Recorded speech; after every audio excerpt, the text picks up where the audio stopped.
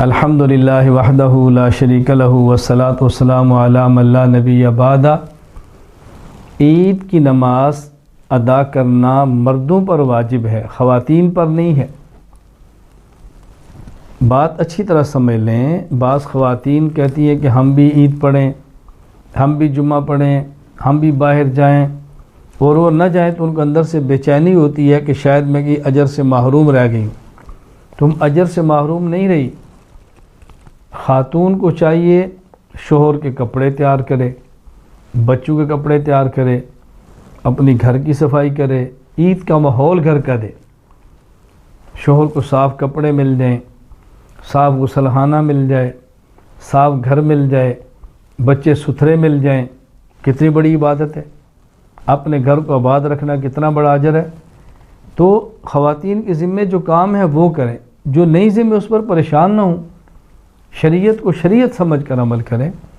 تو خواتین پر عید کی نماز واجب نہیں، خواتین گھروں میں رہیں، ان کا عیدگاہ میں نہ جانا یہی مناسب ہے، یہی ان کے لیے بہتر ہے، اسی پر ان کے لیے اجر ہے۔ مرد حضرات نے عید پڑھنی ہے اور اہتمام کریں کہ عید گراؤنڈ کے اندر ہو، وگرنہ کسی بڑی مسجد کے اندر ہو، عید کا اہتمام کریں۔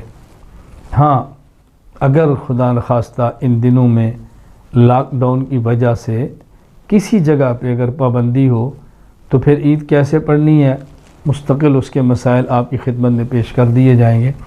شرائط کیا ہیں، مسائل کیا ہیں، فی الحال طریقہ سمجھ لیں کہ جب عید کی نماز کے لیے کھڑے ہوں، سب سے پہلے تکبیر تحریمہ کہتے وقت اپنے ہاتھ یوں اٹھائیں کہ آپ کے ہاتھ کندھے کے برابر ہوں، انگوٹھے کان کی لو کے برابر ہوں، یہ انگلیاں کان کے اوپر کے حصے کے برابر ہوں۔ اللہ اکبر، اور یوں ہاتھ ناف کے نیچے باندھیں۔ یہ دایاں ہاتھ کی چھوٹی انگلی اور انگوٹھا اس سے بائیں ہاتھ کو گھٹے سے پکڑیں، یہ تین انگلیاں بازو پہ رکھ دیں اور دائیں ہاتھ کی ہتھیلی بائیں کے پشت پہ رکھ لیں، یوں آپ نے، اور ناف کے نیچے ثنا پڑھیں، اور اس کے بعد امام صاحب 3 تکبیرات فرمائیں، مقتدی ان کے ساتھ چلیں، اور ہر تکبیر پر ہاتھ اٹھائیں اور پھر ہاتھ نیچے چھوڑیں۔ اللہ اکبر، اللہ اکبر، اللہ اکبر۔ تیسری تکبیر کے بعد ہاتھ باندھ لیں۔ اب امام صاحب اعوذ باللہ پڑھیں، پھر بسم اللہ پڑھیں، سورۃ الفاتحہ پڑھیں، مختلف سورۃ الفاتحہ نہ پڑھیں، آمین کہیں، اور آمین بھی آہستہ کہیں۔ پھر اس کے بعد امام صاحب سورت پڑھیں۔ بہتر یہ ہے کہ پہلی رکعت میں سورت سبح اسم ربک الاعلی یہ پڑھیں۔ اس کے بعد رکوع، پھر قومہ، پھر 2 سجدے، پھر کھڑے ہوں۔ کھڑے ہو کر امام صاحب بسم اللہ پڑھیں، سورۃ الفاتحہ پڑھیں اونچی آواز سے، پھر قرات کریں اونچی آواز سے۔ مقتدی نہ سورۃ الفاتحہ پڑھے نہ کوئی اور سورت پڑھے، خاموش رہے، ہاں آمین مقتدی کہے اور وہ بھی آہستہ۔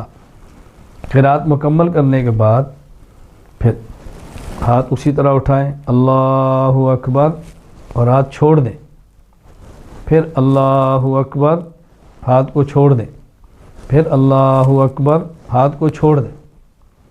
اسی طرح رکوع کے اندر جائیں۔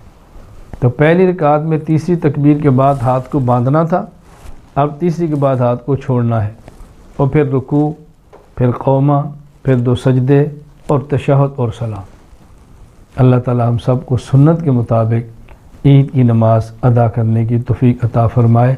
وآخر دعوانا ان الحمد للہ رب العالمین۔